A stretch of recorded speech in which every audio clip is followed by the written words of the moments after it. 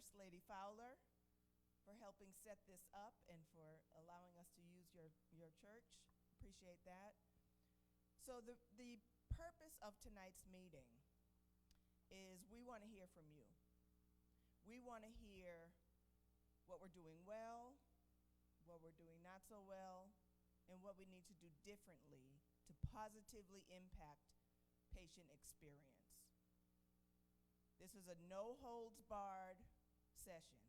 If there's something on your mind, we want to hear it. If there's something on your mind that you're not comfortable saying in front of everyone, Miss Kathy there is passing out cards, index cards, and pens, and you can write it down, the question.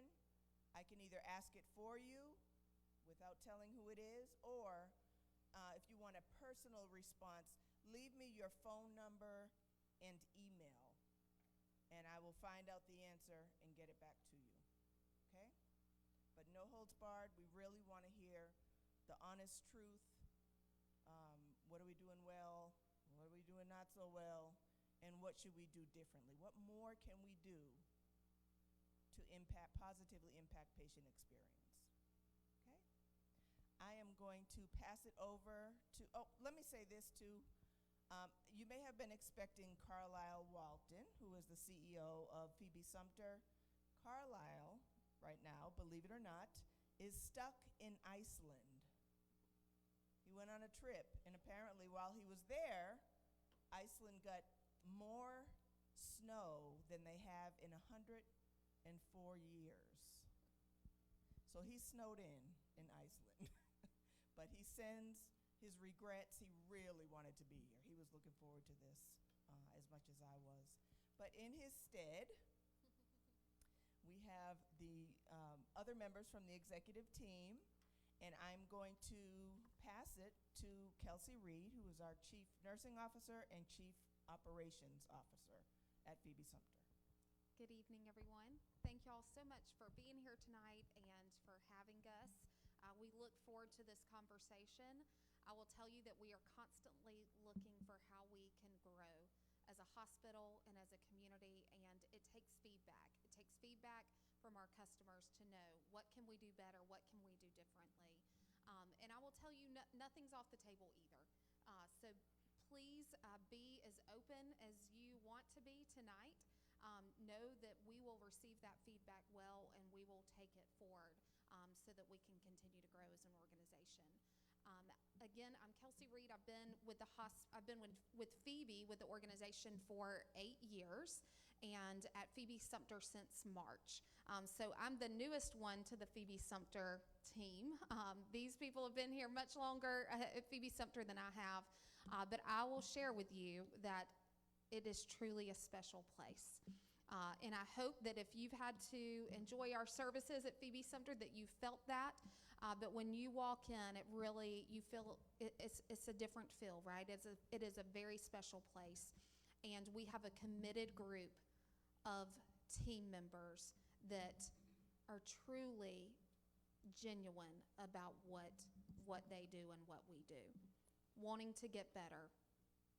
So thank you again for having us. I'll let the others introduce themselves, and then we can get started with questions. Good afternoon, everyone. My name is Marcus Johnson. I'm a lifelong resident of Americus. Oh, they hear me? Okay. I would also like to echo what Kelsey said. I'm very happy to be here. I recognize a lot of the faces here, both at the hospital and outside the hospital. I'm proud to say that one of our team members, Mr. Sam there, who's very important to our hospital and one of the smiling faces that y'all see when you come in. We love Mr. Sam. We love Mr. Sam. And he keeps us on the straight and narrow and gives us the food we need to get going, both spiritually and otherwise. So like Kelsey said, we're open. I tell all my family and friends that, the only way that we can fix things is if we know about it. We have a patient and family advisory council that anybody is invited to come to. We have some no-hold-barred conversations. sometimes people leave out crying, but at the end of the day, we're all here for the same thing, and that is to give the best care we can for Americans in Sumter County. So we're here to answer questions and anything we can do to make our place better, to make the community hospital better. We want to do it for y'all. So thank y'all very much for having us.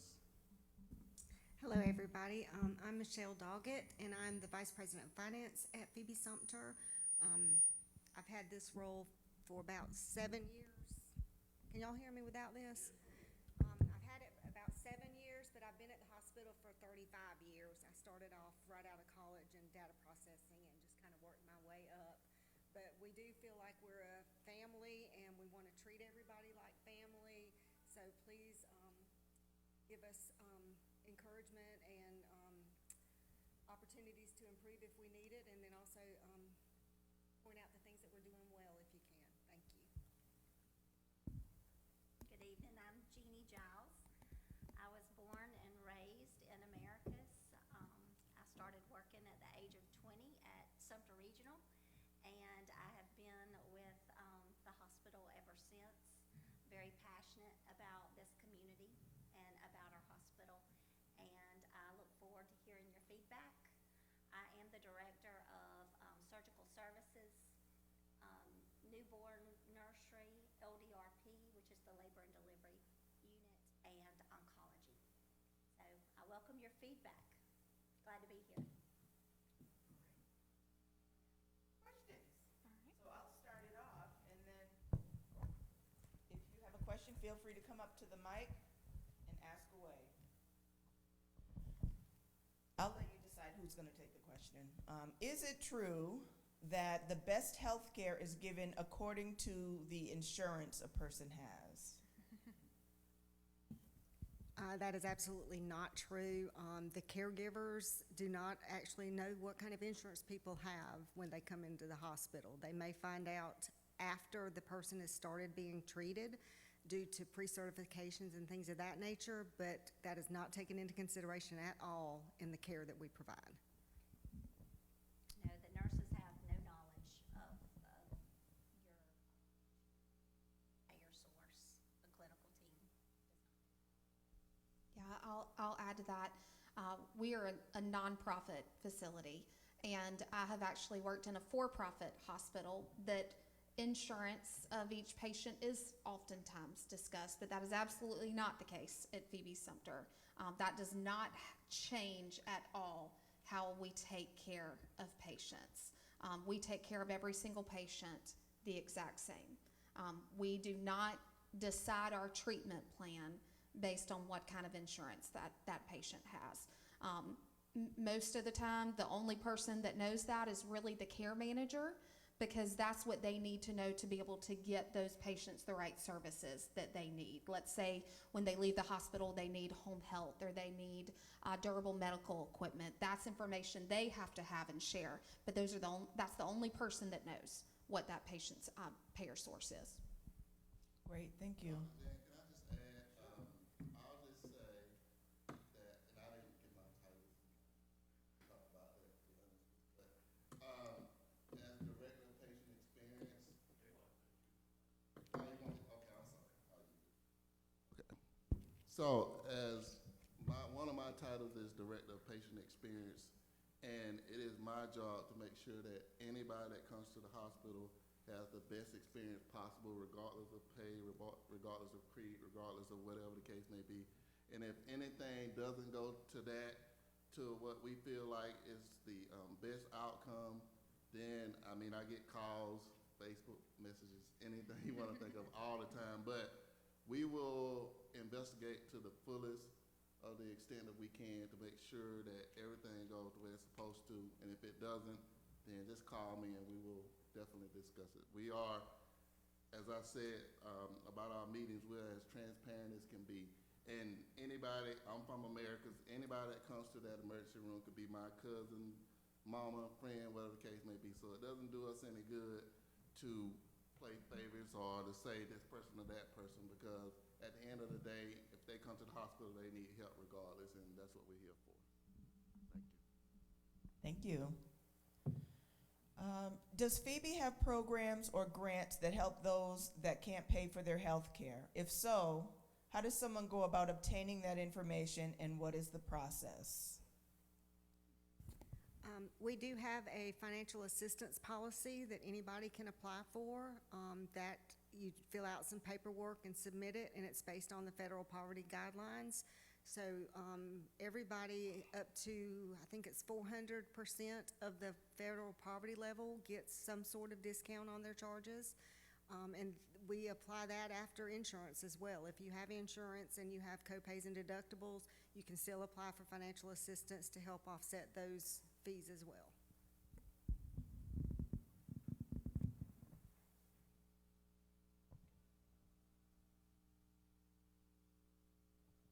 A question came up, if somebody having problems in the emergency room, as a patient going in and the family out there waiting or whatever, and then you have problems, do y'all have a phone number like some restaurant, if you have a problem with the service or whatever, you call this 1-800 number, do you have a number in the emergency room? Because there are some families saying that they have to wait so long, and then people are not waiting on them, not treating them. So sometimes people feel treated unfairly, so do y'all have a phone number that someone can call?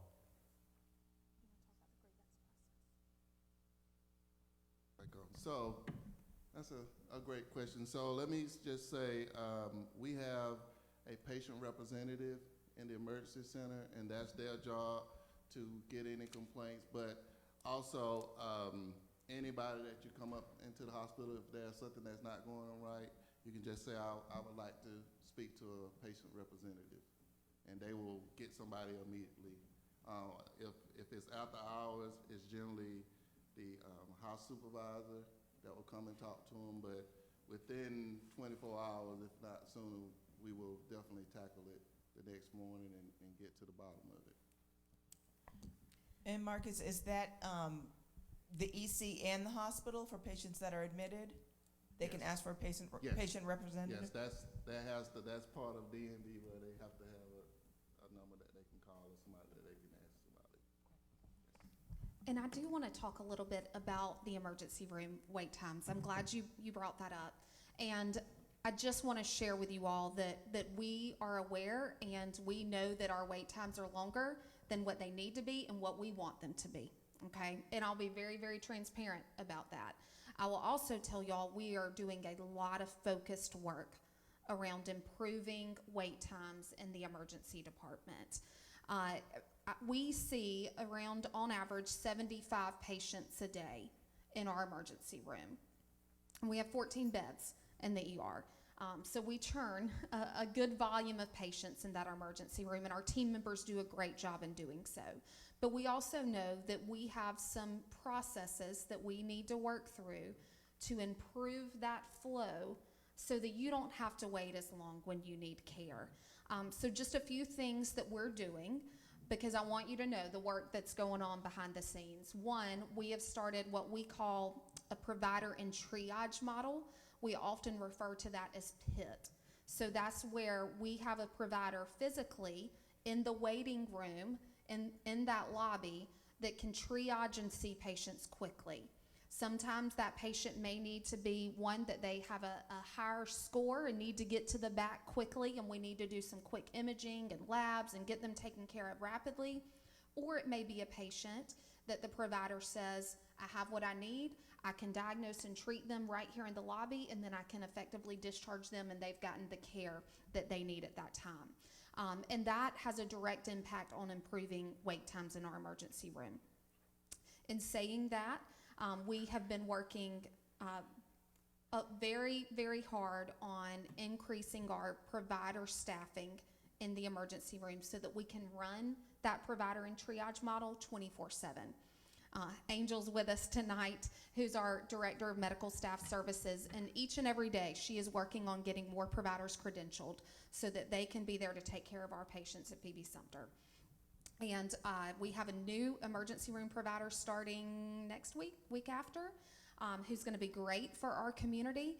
And we're thrilled about that. We also have some new nurse practitioners that will be starting with us soon as well. So we've been working hard on making sure we get enough providers in the emergency room so that we can get you in and hopefully get you out, or get you to a bed on the floor as quickly as possible.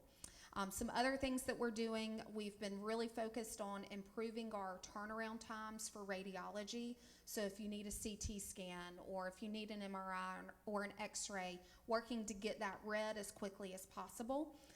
And then another thing, we've moved a tech to the lobby so that if you need help in our lobby, you're able to get that help as quickly as possible.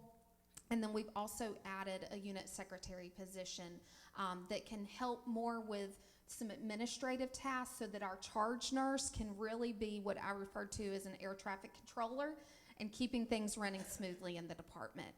And then the last thing that I'll mention that we've been working hard on to improve wait times is improving the flow in our inpatient areas. So if a patient is admitted to an inpatient bed on the 3rd or 4th floor, we are working to discharge them effectively so that we can open up capacity and move our patients from the emergency room that need that bed. So there's a ton of work going on behind the scenes.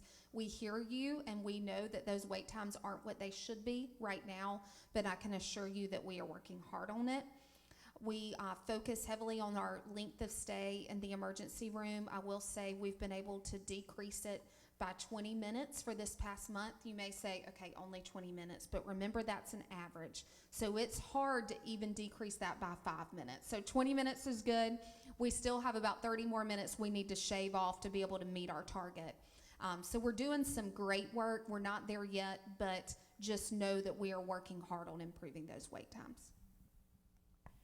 I want to go back to a question that was asked previously, and I don't think that we answered the question in its entirety.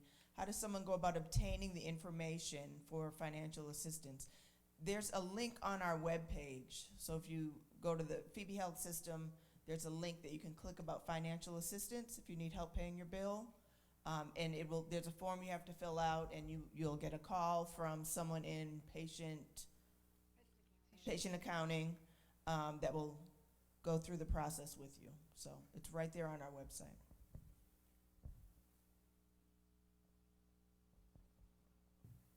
The mic is for anyone that don't want to get up. I'll bring the mic to them. So just raise your hand.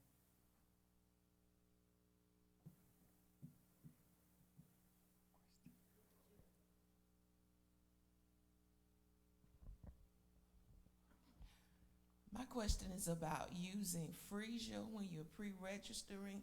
Sometimes when you get to the page where there's a balance showing, I realize that it's a physician's group, but sometimes it just shows the date and the balance. Is it any way that it can show the provider? Because sometimes, depending on what the balance is, you can figure out, oh, that's a co-payment amount. But if it's a larger figure, sometimes it's not as easy to do, to figure out who was that provider and what was that service for. So maybe if that page could list not only the date of the service, but also the provider, that would be helpful. Thank you for that feedback. I don't know the ins and outs of that Freesia system, but we will definitely write it down and somehow get back in touch with you to let you know if that's something that can be done. I know that we're going live with the Meditech ambulatory system, which is different, but I still think they are going to be using Freesia at that point as well. But that's a very good question, and we will research it. Can I ask a follow-up to you or to anybody else?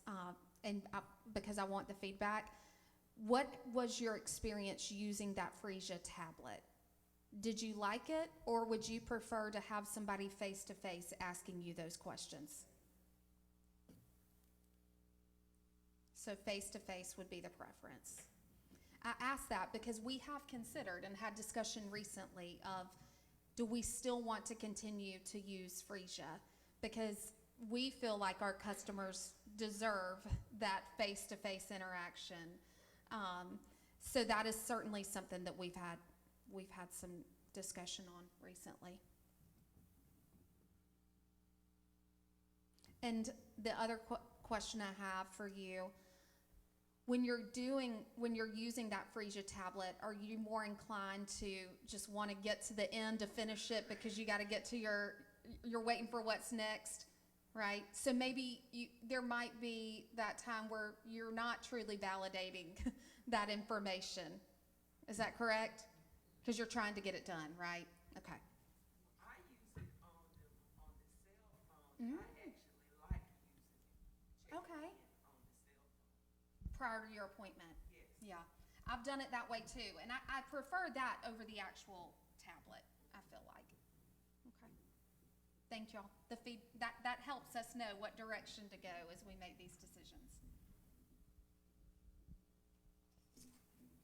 We had to take my sister out to the emergency room one night, and when you come in, they ask you about your insurance and all that. They get all the information that you need from the front. So when they carried her back there in the room, before the doctor would wait on her, he asked her what type insurance that she had, and I didn't think that was right for him to ask her what type insurance she had, and we told him that she did that in the front.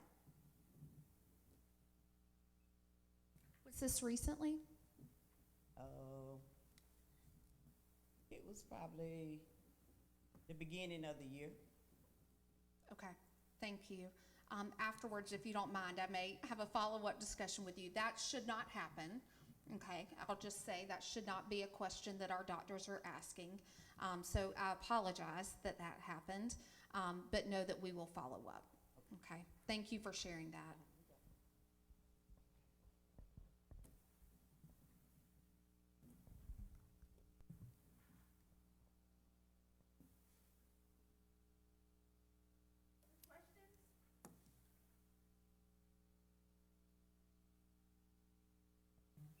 I find it hard to believe that you came to this event just to be here. So I know somebody has some questions.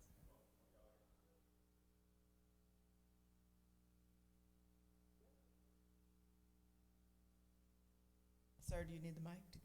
Are you calling me over there?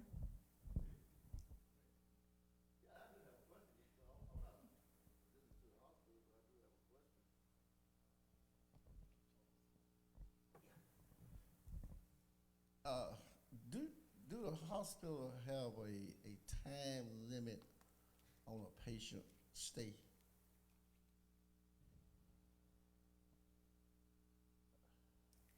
So it's going to be different for every patient. I can get very detailed with this. So we do what we call an expected length of stay for a patient based on the condition that they come to the hospital in.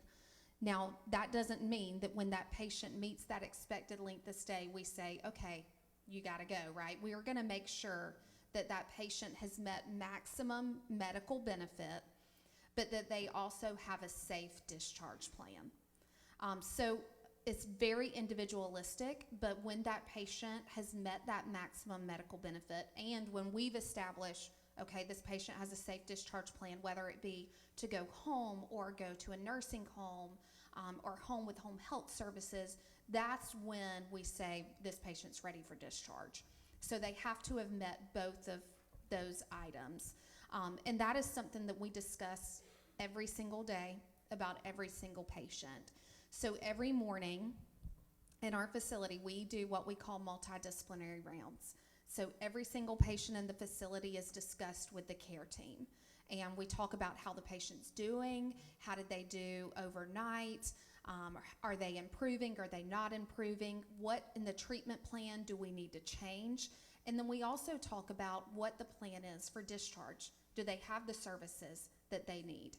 Do we need to get creative to provide them the services, the right services that they need? So it's very individualistic. No patient's the same. It's going to look different for every single person. And we go to great lengths sometimes. We have recently even to ensure that we have met every need of that patient before we discharge them back home. And that may mean that we're making sure that they even have the right type of bed in their house, or that we have a ramp to get them in their home. We've gotten very creative in the things that we take on and do to make sure that patient's safely cared for after they've left the hospital. Does that answer your question okay? Okay.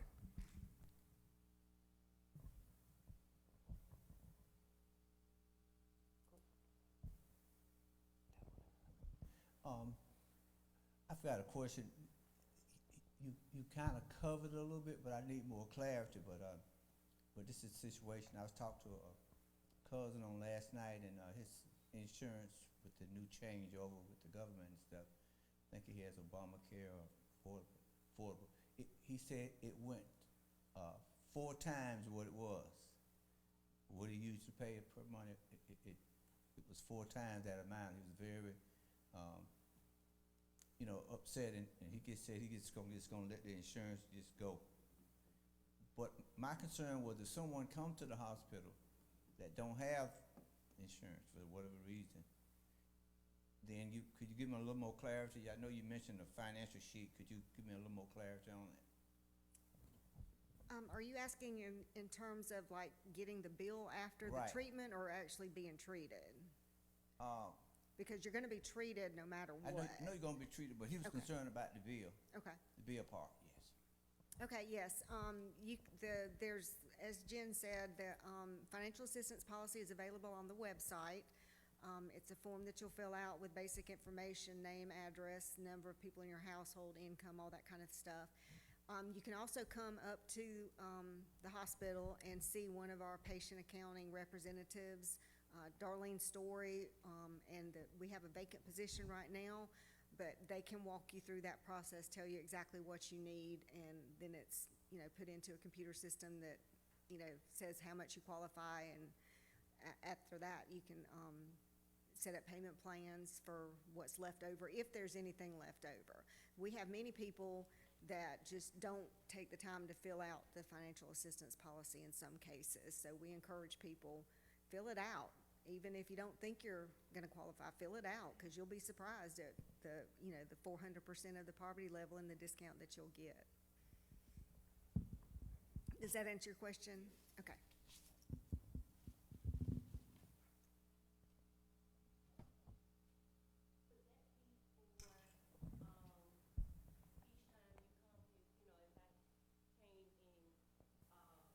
This month, if I came in October, but I have to come back in December, will I have to fill that form out again, or it just would? I don't know the actual time frame, but there is a time frame that it's good for, and it's either 6 months or a year, so don't quote me to one of those, but there is a time frame, so you don't have to fill it out for every visit. Okay.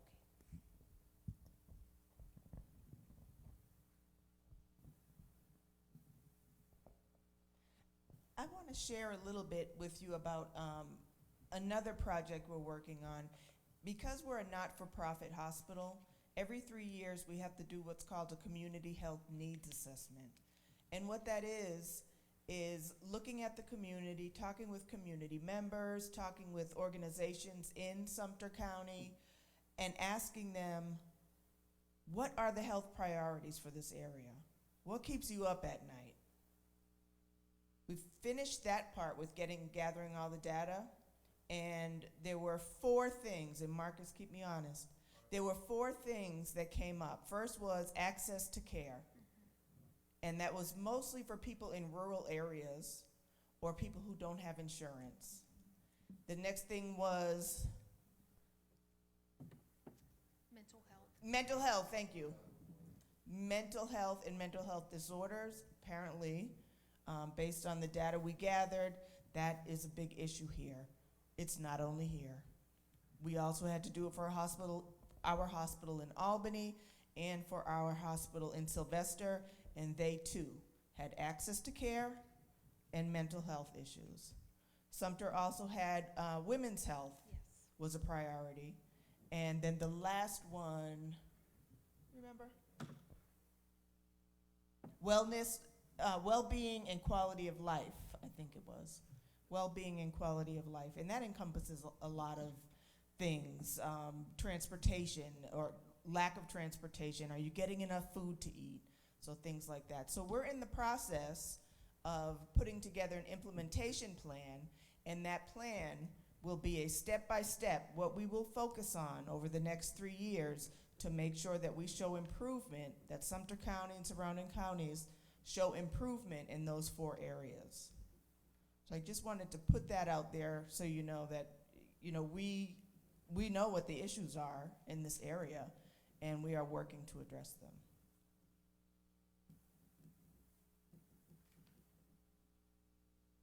Are there resources or outreach programs for community about when to use ER versus urgent care? Good question. That is a great question.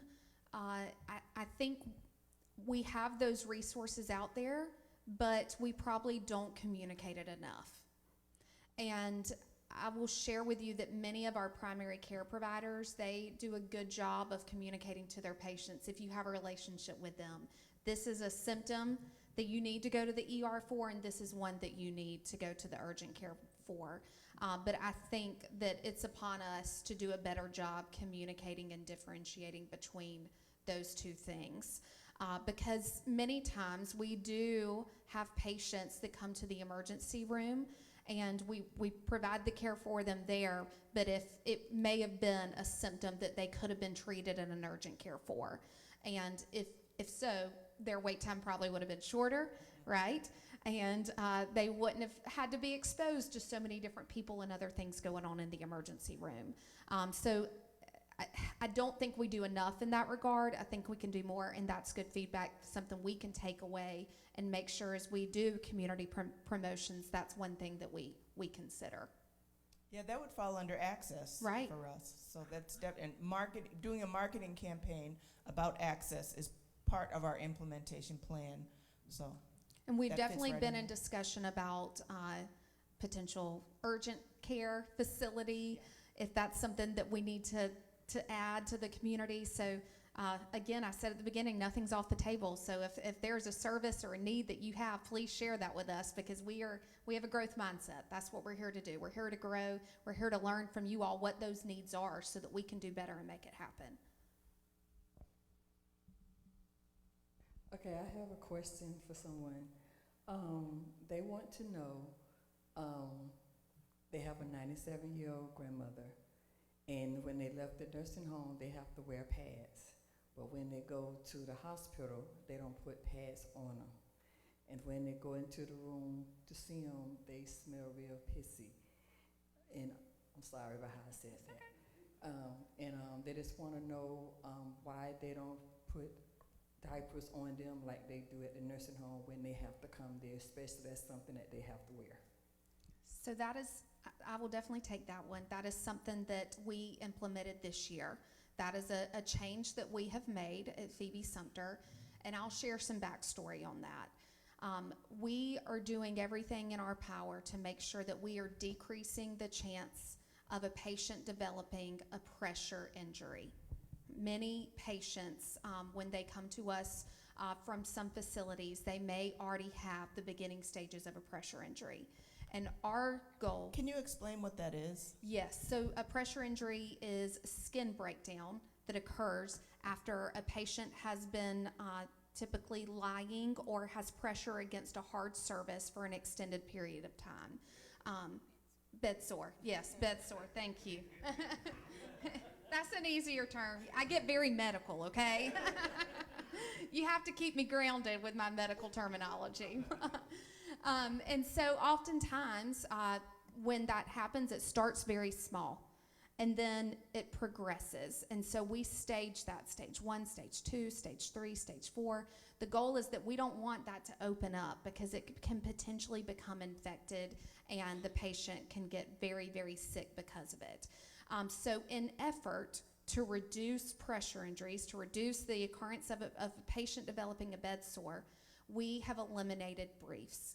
And that is a best practice. There's evidence-based research behind that practice. And hospitals across the country have eliminated briefs so that we're working towards that zero patient harm. Now, we know that that's uncomfortable for some people when they're used to having that brief at home or in a facility. And so we've worked to address that with our staff so that they have the right tools to be able to communicate that why behind it. But it's also our job to ensure that our patients are clean and that we maintain their dignity, so that when family members and when that patient is in the room, that they are not having that malodor, okay? That should not be happening. So I hear this as feedback too, that maybe that has occurred, and know that we will certainly address that.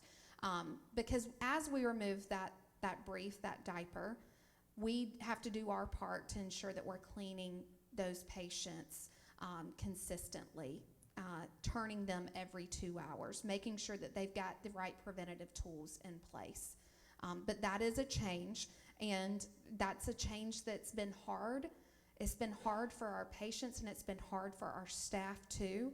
But I can assure you that it is based on evidence that that is the right thing to do to reduce that risk of a patient developing an injury.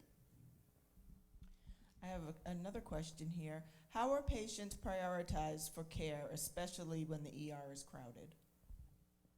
So every patient that enters the emergency room, we triage them, and we give them a score, 1, 2, 3, or 4. And that's how we say this patient's the sickest, or this patient we may be able to treat from the lobby and then send them back home. But that's how we identify who's the sickest, so level 1, 2, 3, or 4. If they are extremely sick, we are going to get them back to a bed right away to be able to take care of them.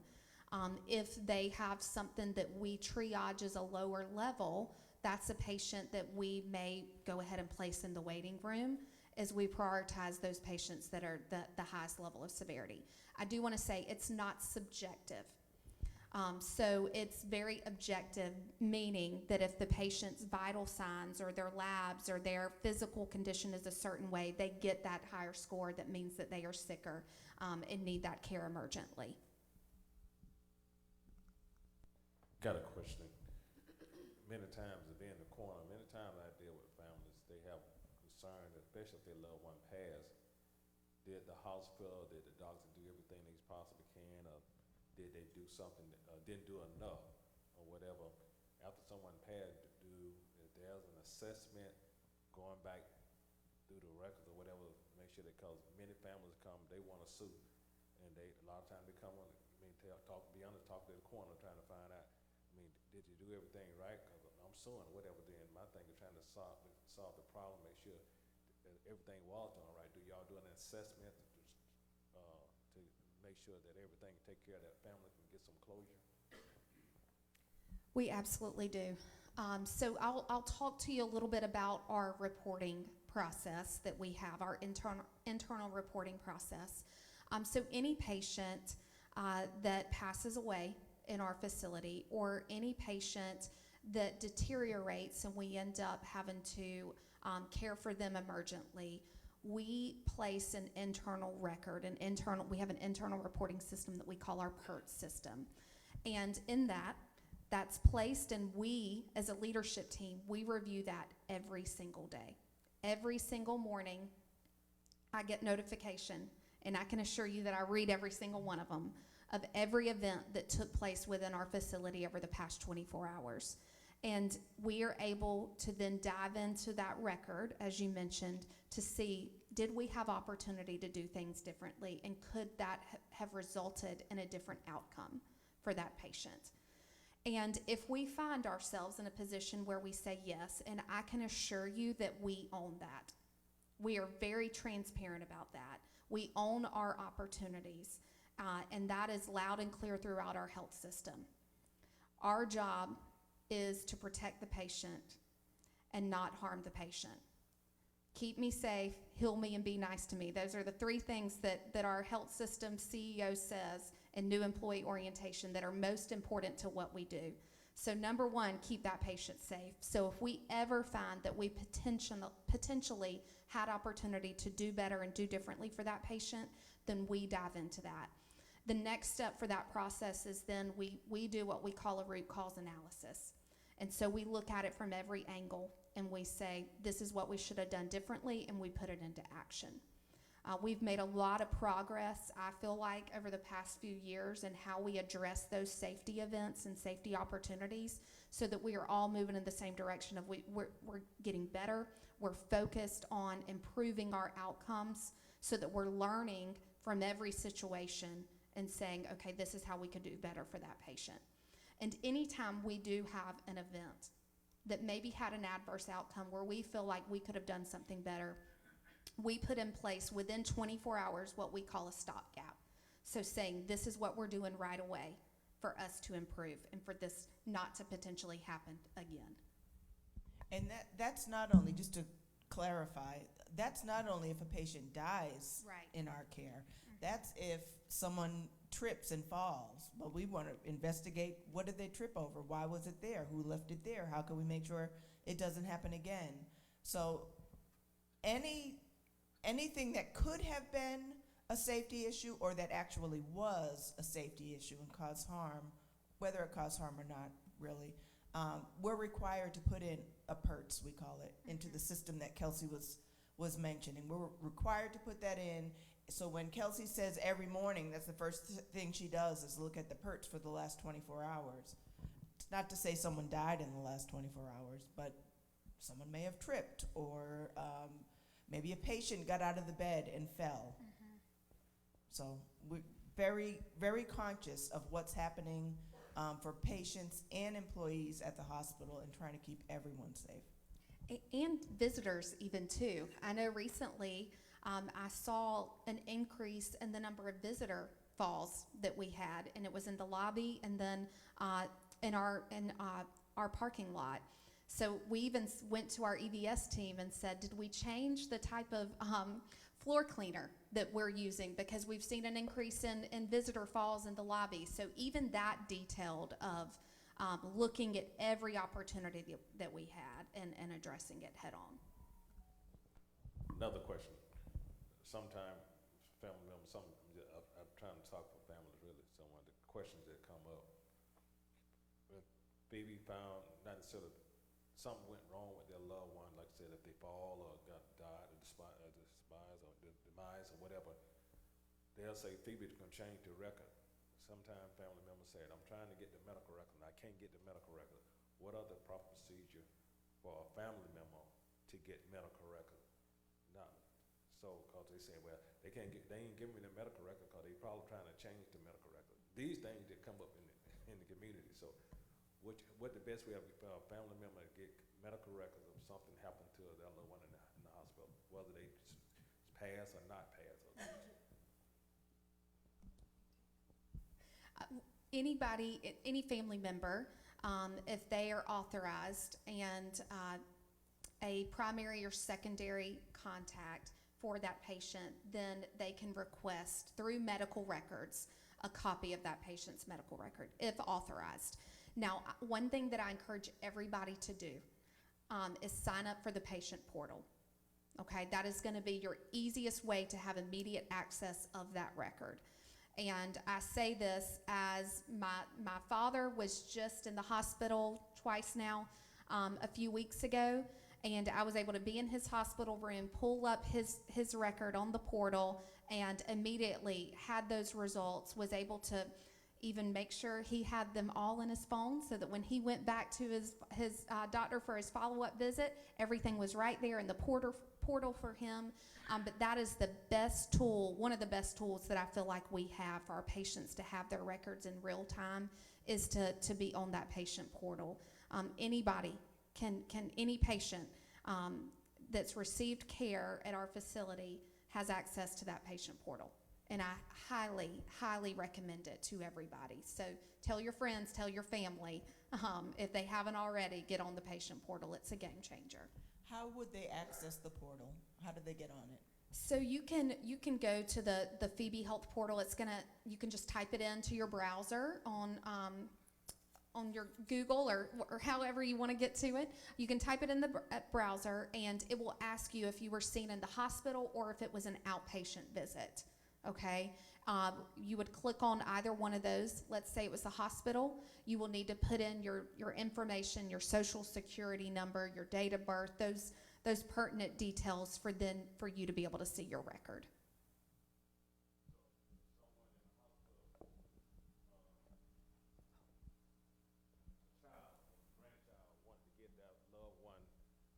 information, a record, that person need to add their name to the portal in order to get it?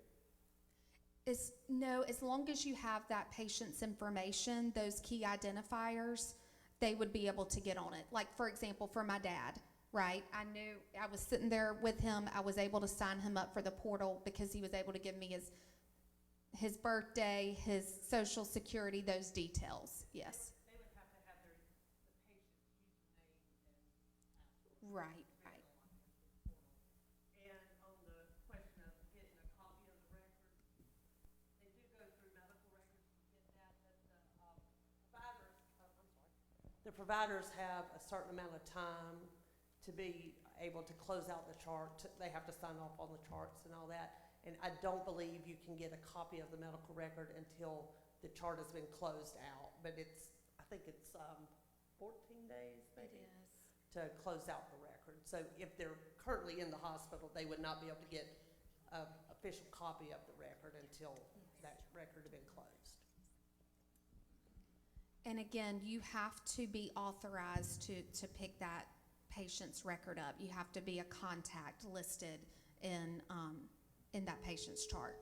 So I wouldn't be able to go pick it up for Michelle, right? I would have to be listed as a contact to be able to get that. So sometimes kids live out of town, grandkids move away from Albany, the city. They live California, whatever, and they love one, something happened in the hospital, and they want to get medical record, even though the person in the hospital might had a stroke and maybe don't even remember anything like that. Name not added to the portal. They still can get it, right, if they can prove that do they have to prove that they're a child or a grandchild? Do they have to jump through hoops to get it? You know what I'm saying? I believe they just have to have that access information for that patient to be able to get in there. Are you talking about a patient that is deceased? Not deceased or still alive. If they in a unit, MIC unit, unconscious or whatever, and the daughter may live in California. So she's trying to find out what's going on with my mama, what's what. I'm trying to find out, and then how could I get information about my mama? I can't fly to Albany right now. Right. I fly to Americas right now. So how could I get information? What's going on with my mama?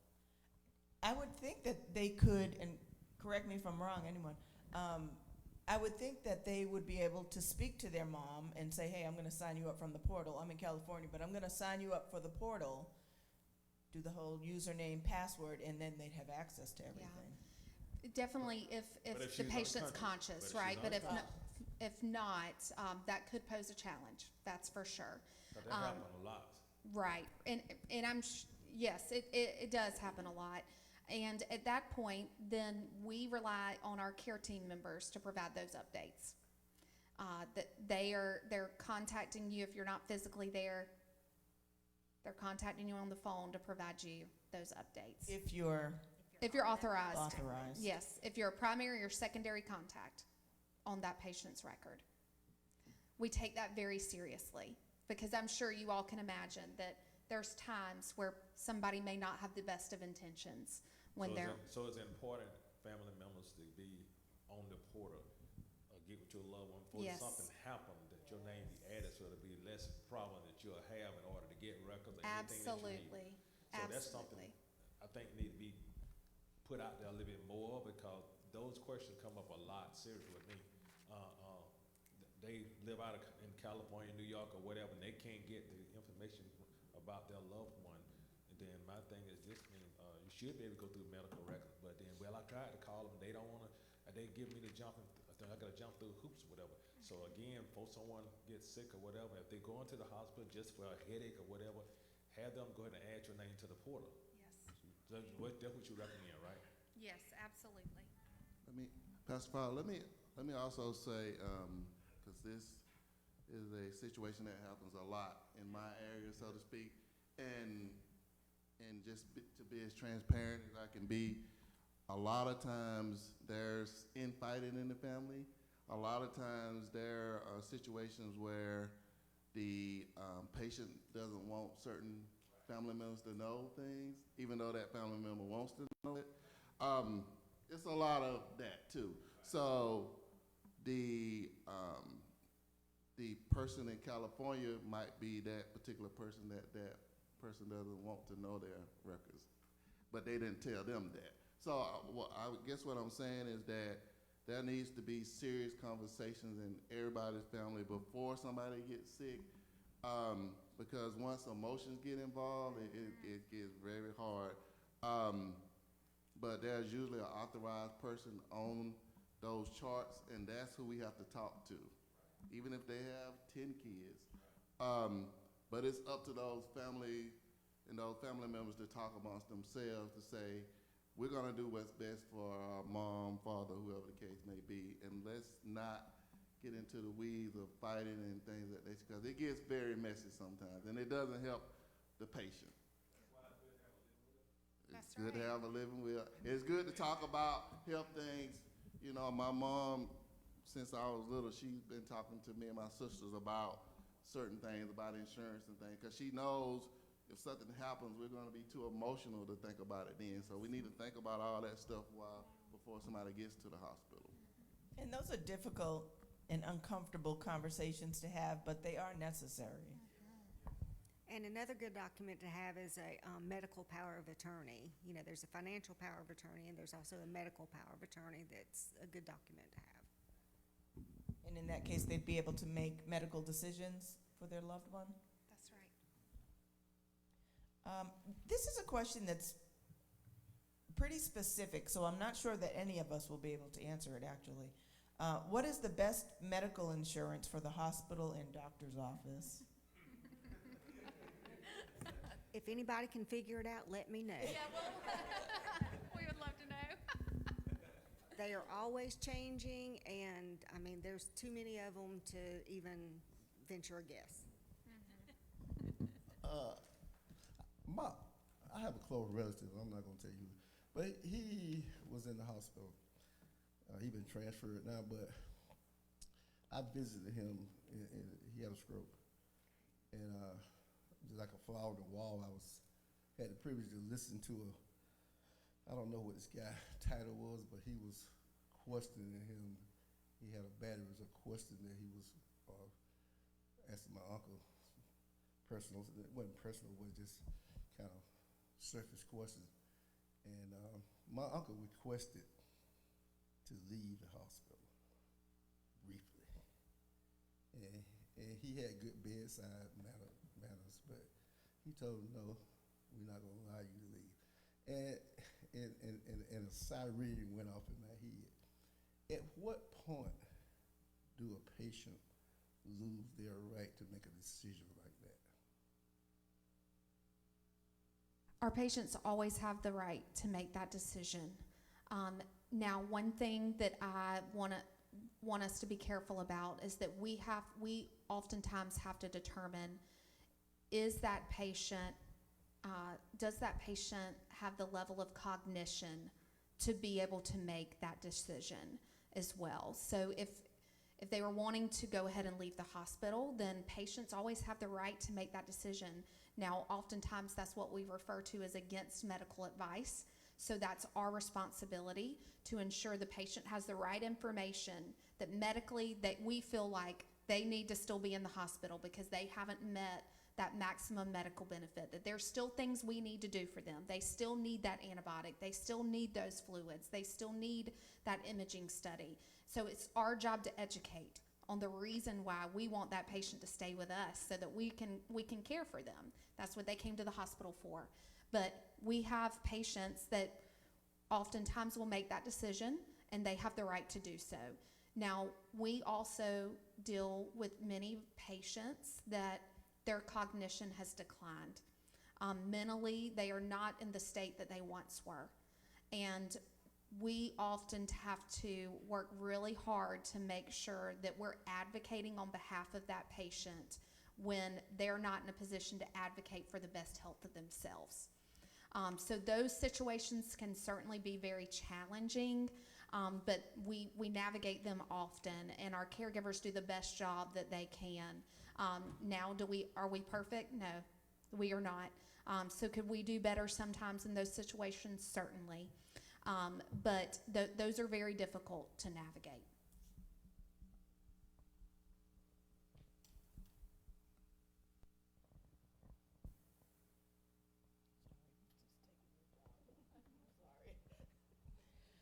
I know earlier she mentioned about the mental health piece. If someone comes into Phoebe Sumter and they are, struggling mentally, is it a place that you all have that you send them or to help them to get the care that they need? Great question. We do have what we refer to as a behavioral health zone in our emergency room. So we have specific seclusion rooms in our emergency room that we take care of behavioral health patients there. Now, if the patient needs to go to a specific behavioral health facility, then we work to coordinate that. We do not keep behavioral health patients long-term at Phoebe Sumter, but we have partners, and one of those partners being at our campus in Albany, where we can work to transfer those patients to get that level of care that they need. I will say one thing that we're working hard on right now to get started is the ability for us to do telepsych consults, working with our providers in Albany, that when those patients need that specialty consult with a psychiatrist, we're able to provide that service just in a different modality, right? Just via that teledoc, if you will. So that's something that we're working on so that our patients can get that right level of treatment and get it quickly. Many times it's hard to find behavioral health services because, as you hear, our communities have told us that's the greatest concern. So it is very, very hard to find sometimes when our patients need that inpatient behavioral health treatment. But I can assure you that our team works very hard and very diligently for each and every patient to get them to the right place if those needs, if they present in that condition where they need that level of service. Now, one thing, my dream, many of our team members know this, I really want us to have a geriatric psychiatry unit. If you've seen or heard anything from anybody recently, you know that that is a service that many patients need that is very, very limited throughout the entire state. It is hard to find that level of service for our elderly population. And that's something I would love for us to have, to see us grow and be able to provide that for our community would just be so special. So certainly something that we're considering.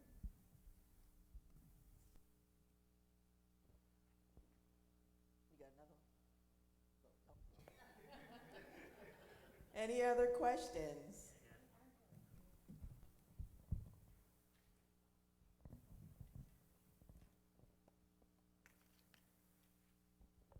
How everybody doing? My question is that I want to know how much has the hospital changed since years ago. There's always been a wide dilemma, so we don't want to go to Phoebe Americas. We'd rather go somewhere else. How can we as the people in the public know that the hospital has changed, the services has changed, so that we can be aware of those changes and the strides that the hospital used to do, used to be, and has become today? I'll start on that. So, there's a lot of ways we can answer that, but I would say the first thing is that everyone that has an experience at the hospital needs to share it, good or bad. I'm pretty confident that the majority of those encounters at the hospital are going to be good, but if they're not, then we need to know about it. The only way that you can change people's mind is if you just know about what's going on, and if there's something that needs to be fixed, we'll be as transparent as possible and we'll try to fix it.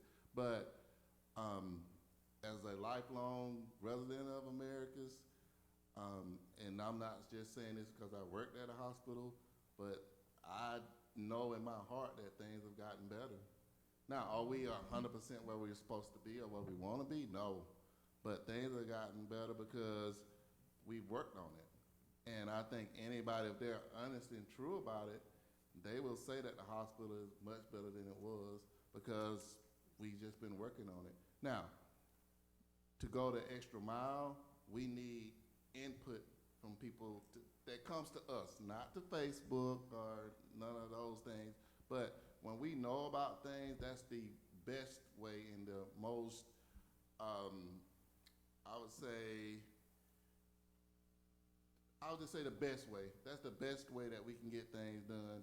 And if we know about it, you can't, like your house, you can't fix anything, or relationship, you can't fix anything if you don't talk about it and you don't know about it. There are some things that we do very well right now, and there are some things that we have to work on. But we just need the people in Americus and Sumter County and surrounding areas just to tell their story, good or bad. That's how people will know. Or I would just say, come for yourself, because you won't know until you come for yourself and have that experience. And what happened yesterday or last year doesn't matter. It's about what's going on now. Because as I said when I first started, this is your hospital. We just work there. This is your hospital, and there's no need for you to have to go anywhere else. And to be honest with you, the people that are where they're going, they might be on the road coming to Americus. So let's make our hospital, your hospital, the best it can be, because that's what we're here for. We all want the hospital to be the best hospital. We already have a title of the most beautiful hospital, but we just want it to be the best hospital. Can I just, Marcus, can I ask you to expound on that a little bit and tell the audience about the patient experience survey? To me, the patient experience survey is probably the best indicator of how we're doing. Right. So yes, every patient that comes to the hospital has an opportunity to grade us during the survey. We also ask questions while you're there, but we look at those surveys every single day. We look at the comments every single day, and we make our plans on how well those comments and how those services are going. And I can just say, over the last year, our scores have went up. The last couple of years, our scores have went up, and that is based upon the work that has been done and listening to the patients and to make sure that we're doing everything that they say on those comments. If it's something good, then we try to just keep doing that, and if it's something that's not well, then we try to improve it. But it's really the voice of the patient is what drives us. I mean, we can work at a hospital, but we need to know what's going on with the patients and their family members to improve. And once we know that, then you can hold us accountable for it. But we can't be accountable for things that we don't know. Thank you for that clarity. Yes, please fill out your surveys. I promise they are looked at. They are looked at every question, every comment, and we really do look at those comments to drive our work. I can think of an example on the oncology side. We had a couple of comments about oncology patients being so cold and there was no hot water in the bathrooms when they washed their hands in one restroom. And we focused on that and we turned it around. I mean, even the most simple things that you may think are trivial, those things matter. And I promise we look at those and drive our work from your feedback. And I can attest to that. We absolutely pay very close attention to patient experience surveys that come back. And in fact, there's a bit of a competition between Phoebe Sumter, Phoebe Worth, and Phoebe Albany. So we're always looking at those scores. Please fill out those surveys. And yes, we look at everything. We had a patient a couple weeks ago fill out one of our surveys that received care in our emergency room and said that he really wanted a hot meal and not a sandwich when he was there. So you know what? The next day, we ensured that we had some hot meal options in the emergency room. So we take that feedback very seriously and we put changes in place because of it. And then I wanted to answer your question from a quality standpoint too, because that's also how we know that we're getting better. And that's what drives most of us, right? And that's what should drive us, that we are constantly improving the quality of services that we're giving our patients. So want to share, we have done a lot of work around our stroke care and improving stroke outcomes. We just were awarded a silver award by the American Heart Association for our Get With the Guidelines metrics. It was our first time getting that silver award for stroke. We are going for the gold next time. And with the way our metrics now look, we believe we're going to be able to achieve that.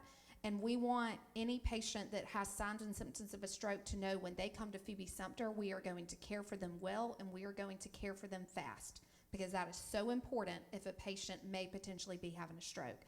So we've been very, very focused on improving those stroke outcomes. Also sepsis, that's something we look at every single day. If a patient comes in very sick and may be septic and have a widespread infection in their body, then we're doing everything in our power to make sure that that patient is getting rapid care and treatment. We look at every single, what we refer to as fallout. So if we didn't get that antibiotic started as timely as we could have, we look at every single one of those and we say, how can we next time do it better? And our sepsis scores, what we refer to as our 3 and 6 hour bundle for sepsis, are better than best practice, okay? We are significantly higher, about 20% higher than best practice. So that's how we know we're getting better too. We've been able to decrease our harm events, decrease falls. So quality is what drives us, just as patient experience does too. But that's how we really measure our progress, because we know that we're doing the right thing for our patients when we're improving in those areas. And I just want to add, because Kelsey mentioned the stroke, that we now have a monthly stroke support group for stroke patients and their caregivers that's been very well attended, and we're getting good response from it. So it's every First Tuesday of every month. It's third Tuesday. Why did I say first? As soon as I said it, I knew that wasn't right. Third Tuesday of every month at 1 o'clock. Is that right, Angel? Okay, thank you. Got to keep me honest. At 1 o'clock, and we do it in our wellness classroom on Phoebe Sumter's campus. And if you know someone that's had a stroke or a family member that's caring for somebody that's had a stroke, please encourage them to come. It is, I've already been able to see connections built in that room, and relationships being formed.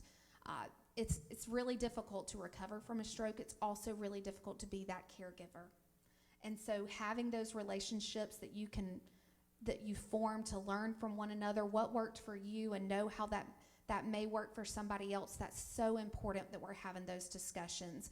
And every month we have a different topic. So last month we talked about wellness, and the prior month we talked about mental health. Because many of our patients post-stroke are very depressed. And so how do we address that for our stroke patients? So we have a different subject or topic every month, and we also have fun too. So I know in December we're even having a little bingo. So it's serious but also fun, and the purpose is so that our stroke patients and their caregivers are building those connections with one another. So please encourage people to come. That's something new that we've started, and Jeannie, you want to talk about the other groups we're working to build? Yes. So I just wanted to share that soon we'll be rolling out an cancer support group and a sickle cell support group. So really excited about those. So beginning in 26, you should be getting information on those or seeing some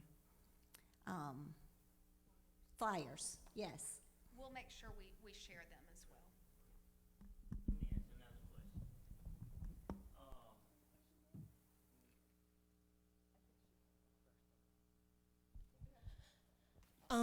I want to just pin a star because I have a family member that's there, and the nurses, the floor was phenomenal.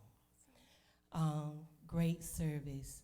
And then we know that, I want to talk about once a family member, or, myself, if we have to be admitted in the hospital, we're on the floor. So, and we know the nurses are coming in, and we know they have multiple patients. Every nurse is not the same. can you give us a snapshot of what that looked like if we have a family member in there, and what is the care routine for that patient?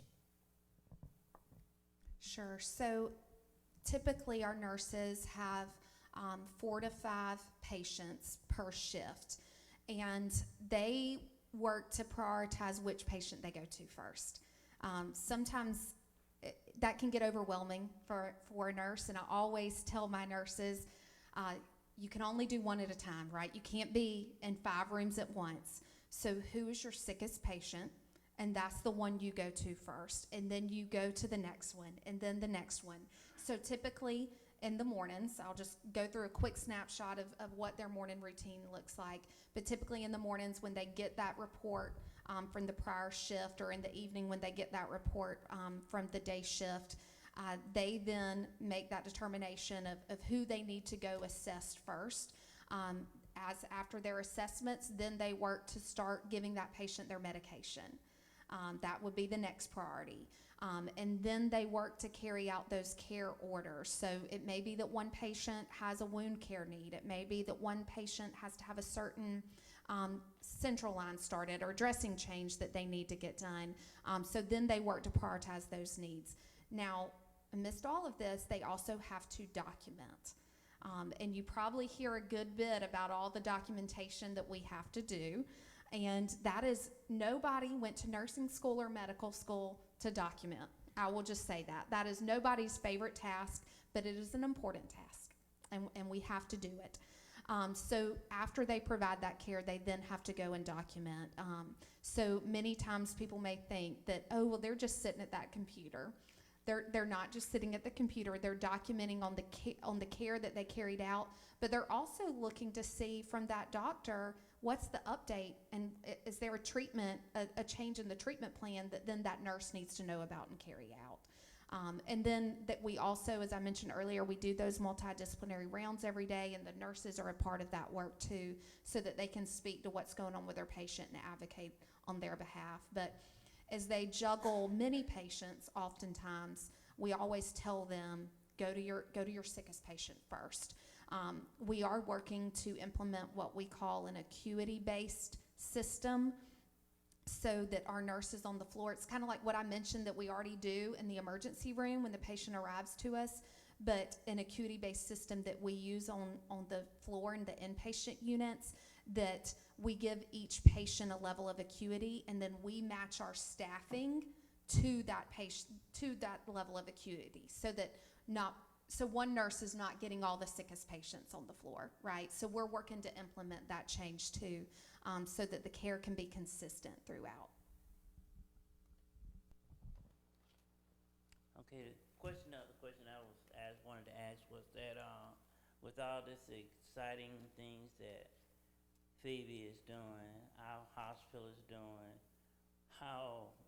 is there a way that a newsletter or something that comes out, or something that we as a community can know about, whether or not we're getting a new nurse, a new doctor, or a new physician, or somebody, so that instead of looking at it on the billboard or something, say, that's the only place where we normally know it. It used to be where that I believe you used to have a newsletter that y'all used to send out, and then the employees used to get it. Then they knew some of the things that was going on. We want to, in case we wanted to be a part of it, or know somebody that wants to be a part of it, then we need to know. If we don't know, we won't go.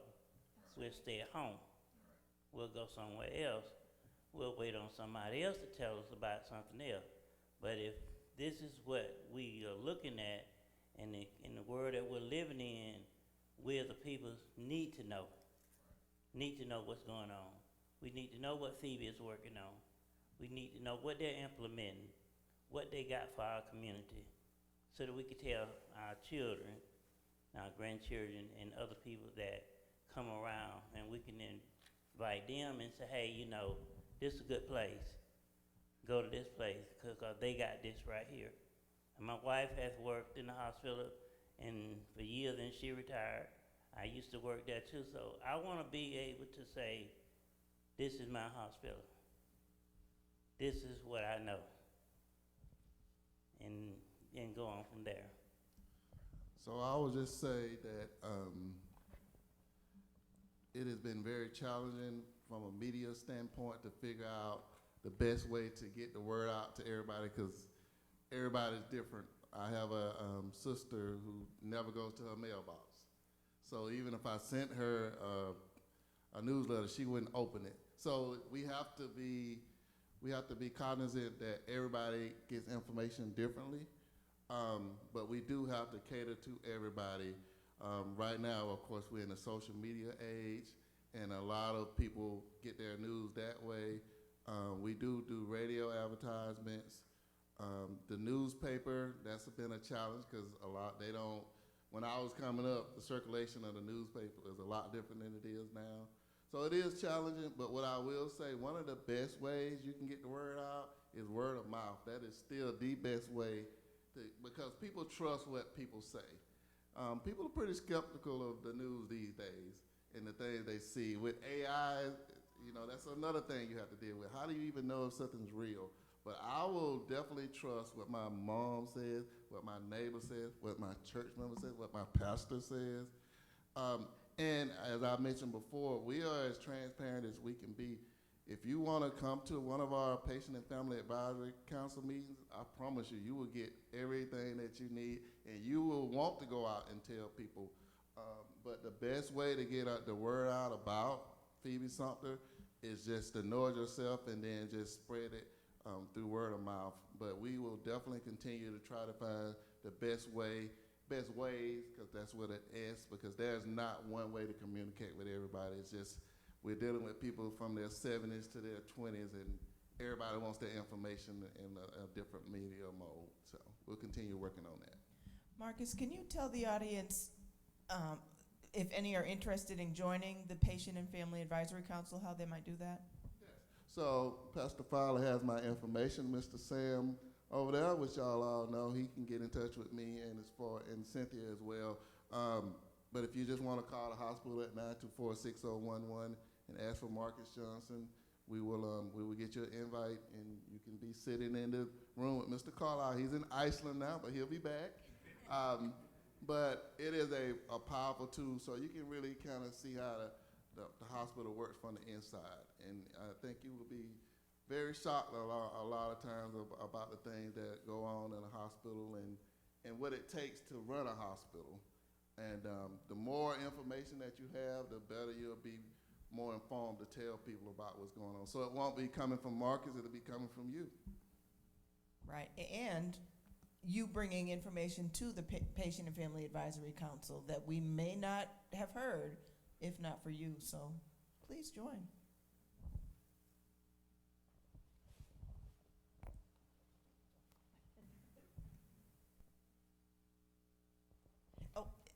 Along those lines, too, in addition to the Patient and Family Advisory Council, I can admit that our website needs some work. So I will own that and take that back to our marketing team and just ask them to go through. I happened to be on it the other day, and I saw it wasn't exactly up to date, I'll say. So I'll take that back to our marketing team. I kind of like the idea of a community newsletter too. Yeah. Jeannie and I are up here thinking like, okay, we could make this happen. Let's do it. Because there's always something that we're doing new that it's tough to get the message out to the masses. And even, right, like next week, we are going to start doing breast MRIs at Phoebe Sumter. That's a service that we've never been able to offer before and that is certainly needed. Our patients historically have had to travel to Albany, to Columbus, to Macon to get a breast MRI. And that's such an important level of imaging for us to be able to have for our patients in the community. So we're thrilled that we're going to start offering that service, but getting the word out about you don't have to travel anymore. You can do this right at home. I think that's a perfect place for like a community newsletter that we showcase those advances within our facility. Hi, I just want to let you all know, we went out and we passed out over 500 sheets or more was it, last week, last Thursday. And there were so many people said they was gonna be here. They would come because they needed to talk with somebody for from Phoebe. I was expecting this place to be at least half filled. But it's amazing. People have a lot, and we had a lot of people complaining. I'm talking about really complaining when we were passing out. Oh yeah, I need to be here. I need to be there, and everything. But I don't see. I'm talking about from blacks, white, I mean all nationalities. We got the pass paper, and they took our flyers and everything and all. But like I said, I was thinking about what he said. That's what probably need to be done. You need to pass out some papers or flyers or something. Cause when I find out something is going on at Phoebe, sometimes some people that work at Phoebe that know me, they send me a flyer in the mail. And it helps me so I know what's going on and everything. But that's probably what it is, because I mean, all those papers we passed out and people were taking them, especially when we said they want to hear your side, how you feel and everything. They were anxious to take the paper. But today, I don't see nothing but our church members. Well, just know this doesn't have to be the last time that we do this, right? We will be back, and we're happy to go to any location to do this. And you can, sometimes people may not know really what it's all about, right?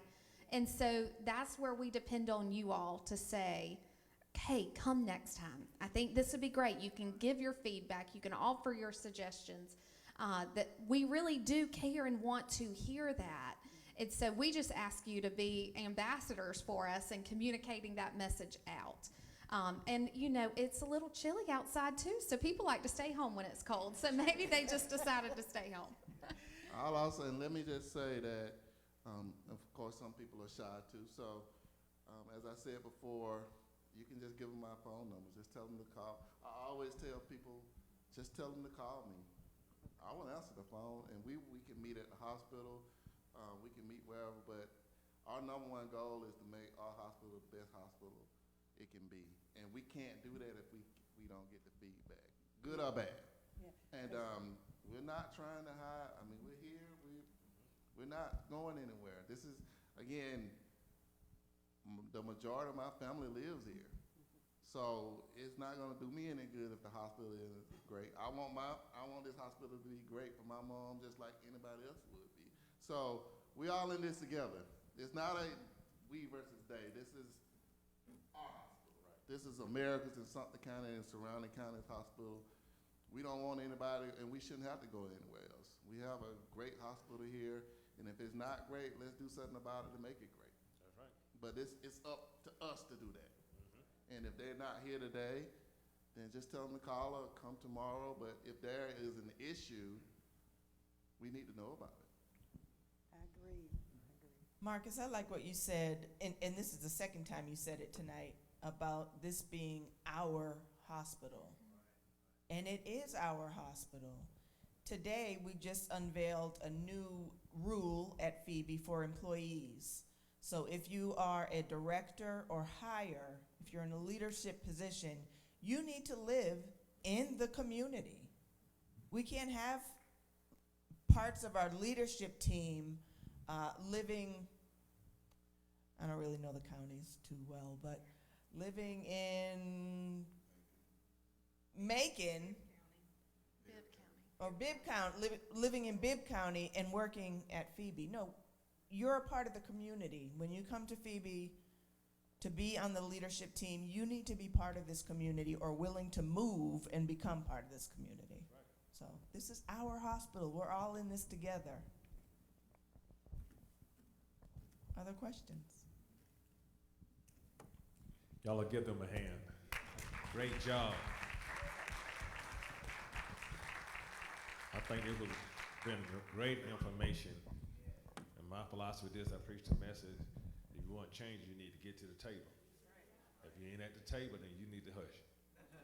Like she said, we passed out many flyers or whatever. So then to me, changes have been made through Phoebe compared to what it used to be. They never, this is one of the first or the second one I've heard of Phoebe coming to the public, coming to the community, want to hear what you're saying. So that's what I'm trying to say. If they come, they at the table, waiting to hear what you say, then why you're not at the table? So stop complaining because you hear it all the time, man. Phoebe, I'm not going to Phoebe. I go to Tifton or somewhere else, but I'm not going to Phoebe. Well, why not? So then I'm trying to say, if they come to the table, people prepare for the lack of knowledge. So they want to hear what your knowledge is, what you want change, what you want better. So I think my hat's off to them again. Thank you for coming to the community, to listen to what the community is saying. Pastor Fowler, I just want to add one thing, and if Mr. Carlisle was here, one of his favorite phrases is that he doesn't mind rocking the boat as long as he rows the boat. That's So right. if you're gonna rock the boat, you gotta row the boat too. That's You right. can't complain and not be a part of the solution. That is so true. So let's make this. There's nothing to say that we can't have the best hospital in the United States. That's right. And then this Let's do it. Like I said, the committee y'all got the Patient and Family Advisory Council. yeah. I'm trying to say, get to the table. Yeah. I mean, to me, somebody ought to need to be here. Every one of these different meetings, giving your voice and listening to what's going on. And the same thing, like Minister Thomas said, get the information out. I think another good way of getting out the pamphlet or the flyer is maybe getting it to the pastors of the churches. That's what, we were thinking too. So the pastor can be the voice of the church. Sometimes the people in the order will listen to that one thing the pastor's saying versus somebody outside passing out flyers. So I think it'd be a good thing to get it to the different pastors, especially the MRI thing you got coming up. I think that's great information need to be gotten out to every pastor so they can make that announcement in their church that you need to be to go get this done. It's free. Right. Yeah, so And the other thing I wanted to say too, because you'll probably see us growing in the next year or so. So we are about to embark on a master plan for our facility because we are growing. Our inpatient volume is higher than it's ever been. Our emergency room volume is we're busting at the seams, okay? So the inn is full and we've got to grow. We got to find more real estate. We got to add more beds. But we want feedback from the community and what would you like to see that growth, right? So we can say what we want, but we want the community to give us that feedback too of what would you like to see in that expansion at Phoebe Sumter. So there will be some opportunities for you to provide that feedback. So we'll make sure that we're sharing it and to give you that platform for you to be able to tell us how do you want us to grow so that we can better support the community. And we like to know new people that come in Auburn, like some say new physicians, new nurses. It's like growth happening in Americas, and so things like that, I think would encourage the public to be changes being made here. So I think that's a great idea. Again, I thank y'all for showing up tonight. I thank you for your questions. You asked some great questions. I think it was very important for them to be able to hear your question. Now, I think I watch everything. They were taking notes. So we're going to look for the changes to come with the thing that you have brought up. But if you never brought it up to them, they would never have nothing to address when they go back to their meetings. But I want to thank y'all again. Thank you, Phoebe. Yeah. Thank you for having us. It has been a pleasure. I want you to know that my goal is to do at least one of these every month, not necessarily in Americus, but throughout our whole service area. So this is the second one that we've done. Really pleased with the questions and the feedback and the interactions. Thank you for coming out, and be on the lookout for additional ones. I know Carlisle is probably going to want to rebook this, so we'll work on that. Thank you. But thank you so much for coming out. Thank y'all again. Thank y'all for having us. Then we got bags in the back. You can grab something to eat because some of you probably didn't get a chance to eat before you came over. Just grab your bag and keep going. And I need some of my men to help change the sanctuary back over.